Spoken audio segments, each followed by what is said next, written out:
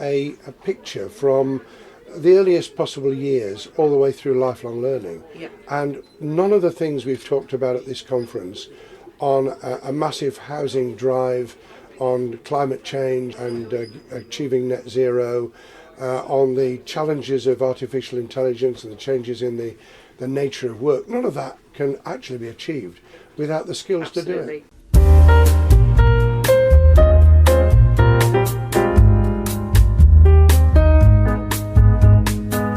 Hello everybody, and welcome to this special on live podcast. I'm delighted to be joined in the Walton Youth Community Project bus here at the Labour Party conference, right literally almost on the edge of the Mersey, and I'm happy to have with me Lord David Blunkett, known of course to his friends as David. David, thank you so much for joining us today. I know you've got an incredibly busy schedule, but we thought we would just get you for a few minutes just to get some perspectives from you on what's going on here at the Labour Party conference, not least because for many people who can't be here, soaking up the atmosphere and the positivity that has been around the whole agenda of skills, give them a flavour of what they might be missing. Kirstie, you're very welcome. I think that the tragedy for this week, and it's a tragedy on monumental scales, is the conflict with Israel and Gaza. It is. And it's obviously we're in the shadow of that. Yes. So many people outside won't know just how positive this conference has been. I think that's absolutely right, and it's funny you should say that, David, because that was one of the conversations we were having with colleagues both last night and this morning, and that sort of dichotomy about us all being very conscious about all of that awful tragedy that is happening. And as you say, you are in a bubble when you were at a conference like this. So just on that note, as you think, someone who's very seasoned conference goer, having had many roles yourself over the decades, what's your view on the general vibe at the conference right now? I think the determination to win. I mean, even people who were very close to Jeremy Corbyn, like John McDonnell, are just burying the hatchet, perhaps only for the time being, but they are, in terms of saying the most important thing we can do is to win for the things we want to do for the British people and to get rid of the Conservative government. And we can only do it by displaying a degree of unity which we haven't seen for a very, very long time. No, I think that's right. And actually one of the words I've definitely heard from all of the Labour leaders while I've been here is partnership. Partnership, collaboration, co-creation. I hope we can carry that into government, because what I'd like to see is a bit more communitarianism. We're committed to devolving, and that's a good thing, to combine authorities, to local authorities, elected mayors. Well, I'm fully in favour of that, but actually below that is where the duck is really paddling. Yes. It's in the community, the neighbourhood, people pulling together. Often, as we've seen with the what is a tragedy of food banks, pulling together literally to survive. Absolutely. And one of the things I think we'll need to do is to build from the bottom and give people the ability to build that capacity.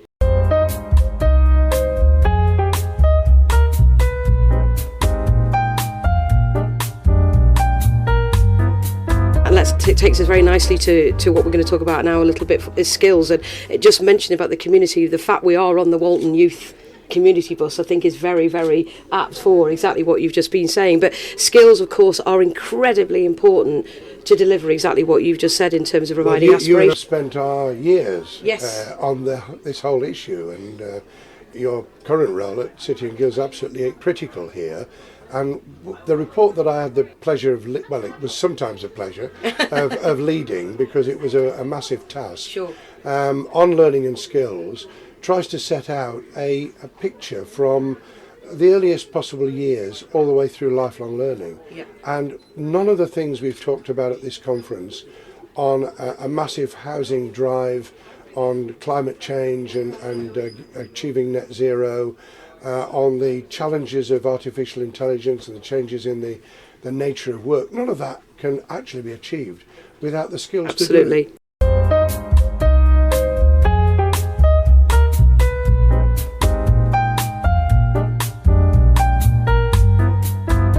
Leads leading on very nicely to the fact that we were asking some leaders yesterday, in fact, the Minister for Skills, Seema, we were asking if, first 100 days in office, if you were the Secretary of State, let's say, David, again, first 100 days in office, what would be the ingredients of your 100-day plan around skills? Well, we put some of those into the document. You did. So immediately saying this is collaborative. So we need to get Skills England, as Kirstie was calling it, off the ground immediately, which is to pull together all those who have got a stake at national level and work out quickly what is appropriate for national in terms of setting the scene, devoting the resources that can be drawn down from the unspent apprenticeship levy. We're talking hundreds of millions here, not peanuts. Sure. That can be drawn together. What is right for the central direction and the analysis of where the skills gaps are and what we need to do about it, and then devolving the action to not just to local level but to sectors of the economy as well, working with providers like yourselves in terms of making it happen. Now we've got to move very quickly because there is a massive challenge, and if we don't, then all the talk of growth, productivity, rebalancing the economy, none of that's going to happen. No, I think there is very much an act now agenda, isn't there? We've absolutely got to start acting now.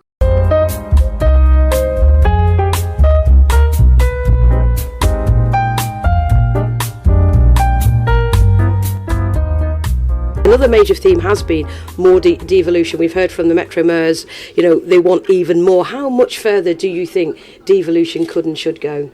Oh, I think that the sky should not be the limit. Right. However, and back to capacity, I think we need to understand that it's not going to happen by waving a magic wand. We need to build under the structures that exist the capacity to deliver. Local government's been hollowed out, there's no question about that, over the last 13 years. And what we need to do is to say, look, what do you need us to do at central level to make it possible for you to act at local level?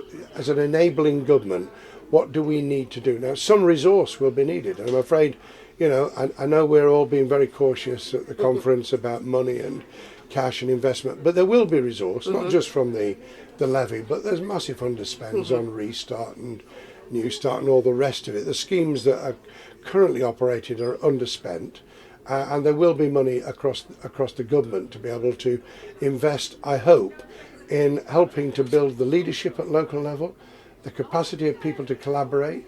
The present government said they were going to rely on chambers of commerce for the local skills improvement plans. They soon found that, firstly, chambers in some parts of the country are hardly existing.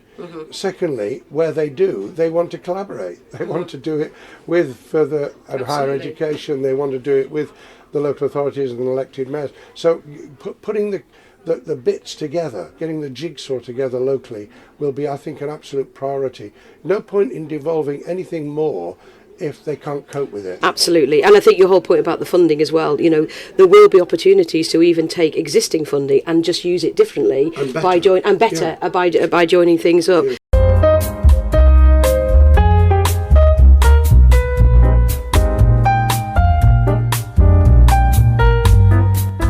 Maybe this is where we could just turn to some of the current Conservative skills policy. I guess what might you actually keep from what's currently in play there, or what might you kick out? Well, I think Bridget Phillipson's view is very clear on this, that we change rather than abolish, that we update and improve what's there rather than simply sweeping things aside, because it takes years to put things back together again, whereas it could just take months to actually change in the direction we want to go. One of the things I would stop immediately is the defunding of BTEC National Diploma. And I know you don't do it. Yes. But it's a brand. But it's a brand. Yeah. But the principle is, don't demolish all the alternative routes other than A-level and T-level for people becoming qualified 16 to 19, and turn your attention as well to the qualifications like City and Guilds that people require as they change jobs, as they Transition. progress within jobs, as they take on the challenge of artificial intelligence and robotics, which is going to transform.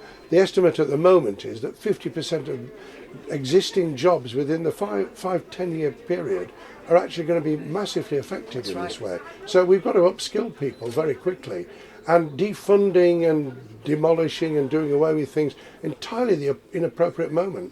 And I think that will be music to lots of people's ears across the skills ecosystem. And you know, we all now recognise that the shelf life of skills, you know, back in the 70s, your skills might have lasted you 30 years. We're now in a position where skills may last you 3 years or even less. So, I was thinking of 3 years, actually. Yeah, no, it is. It's exactly and we must make it a promise, not a threat. Oh, God, have I got to go back to college or school? Or there's lots that can be done now. Yeah, we can do blended learning. We can do all kinds of things. We need employers on board.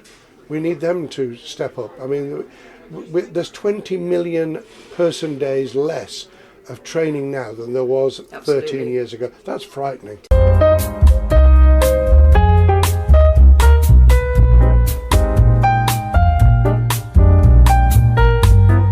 And I think, you know, if you think about that aspiration, if you had a magic wand and had the coherent lifelong learning system that you've talked so eloquently about already, David, what would it maybe feel like to be a beneficiary of that, whether as an employer or a learner? Well, firstly, as an employer, you would actually get someone who was adaptable, who could cope with change, who was on for the innovation and creativity that's going to be needed. This is not just about office jobs, by the way. The whole world of construction, of engineering, all of it's changing. The nature of how you repair a car is materially different to 10 years ago. And of course, with EV, we're going to be talking about entirely different skills. That is going to transform the world of work wherever you are and whatever you're doing. So that's the first thing. The employer's got to get real. If they want to survive, and they want to progress, then they're going to need the skills to do it. For the individual, it's liberating. Yeah. It's actually saying, look, and this is a social democratic point, so forgive me for making a party point. The world of change can be very frightening. The world of change in the past demolished those who were most vulnerable. They were the losers in rapid change, whether it was closing the pits or the changes in the steel industry, which I'm very familiar with. We can make change a positive if we work with people on a time scale that they can understand, and then we do say, look, we'll help you re-equip to be able to deal with this. That's got to be the way forward. We can't atrophy and we can't demolish, so we've got to do something much more sensible.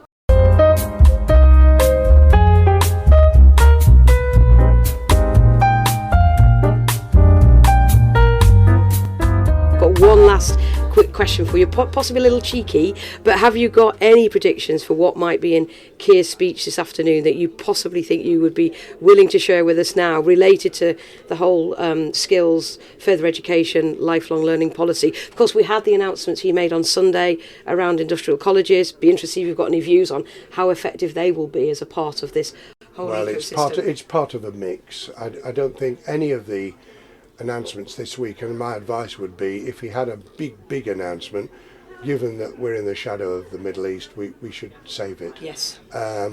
Just because attention is very much elsewhere. Right. I'm keeping my fingers crossed that he will acknowledge what we've been saying, that all the good things that we need a new government to achieve with us as an enabling government, all of it can be achieved if we get the skills right. And that is about lifelong learning. And that commitment, I think, would warm my heart. It would bound to warm my heart, because I spent months and months on this document. And I want to see, I'm ticking bits off as we go along, recommendations. Great. And I'm hoping to tick one or two more off this afternoon, including the fact that the local skills improvement plans should be a process, they should be collaborative, they should actually be building that cooperation from the bottom up. And if we get that right, and we get the top down right, then we can make it work. Brilliant. Well, look, I think very great, hopeful words to end on, David, and I think we'll all be listening eagerly to help you tick some of those things off, because as we know, skills change lives for the better. Thank you so much for being with us, David. Thank you for the invitation. Thank you, Kirstie.